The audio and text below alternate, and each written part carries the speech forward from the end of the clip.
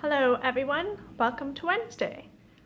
On Monday this week, I talked about how self-care is an important theme for this week, especially for most of the days.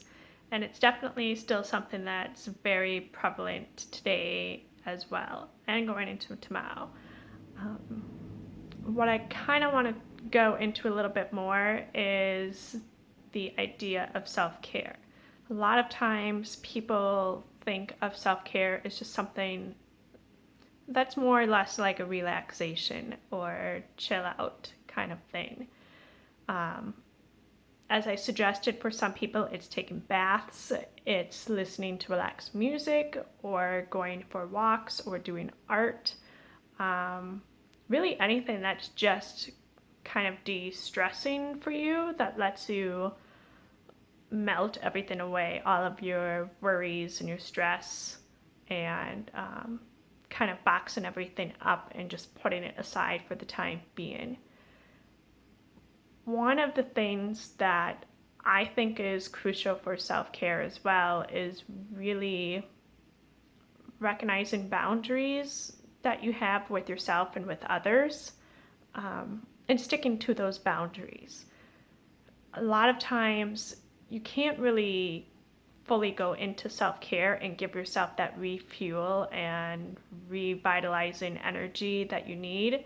That is really what self-care is for, unless you have those boundaries with other people.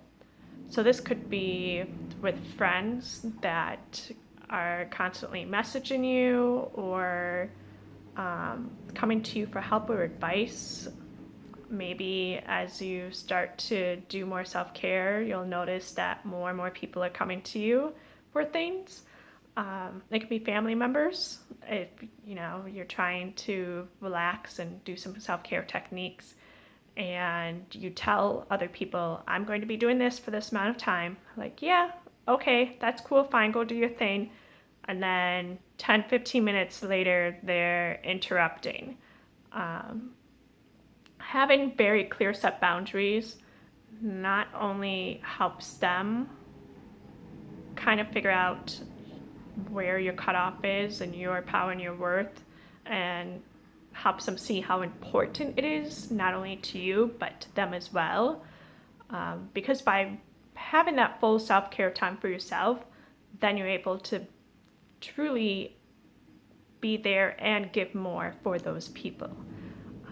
But it's also important for you as an exercise to really adhere to those boundaries, because then you're asserting power in and of yourself to say, you know what, this is my limitation, this is my self-worth, this is important to me, and I need to have this and I can't compromise on this, because it's a very necessary part of me to feel whole and energized and complete, and that I can have everything that I need to do.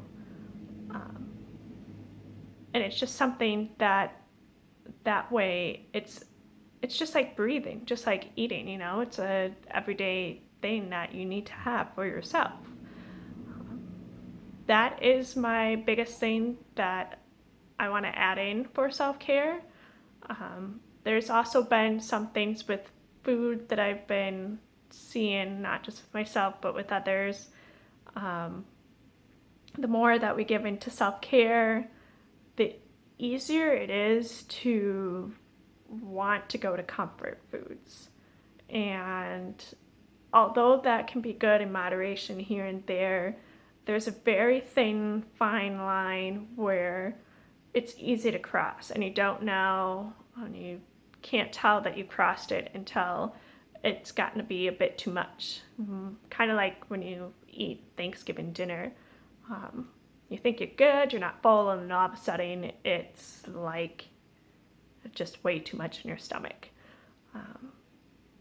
I have some tidbits and suggestions to kind of help with that, and more ideas of how to counteract and balance that. as you do self-care, but that I will save for Friday. Thanks for listening in, and I'll see you all then.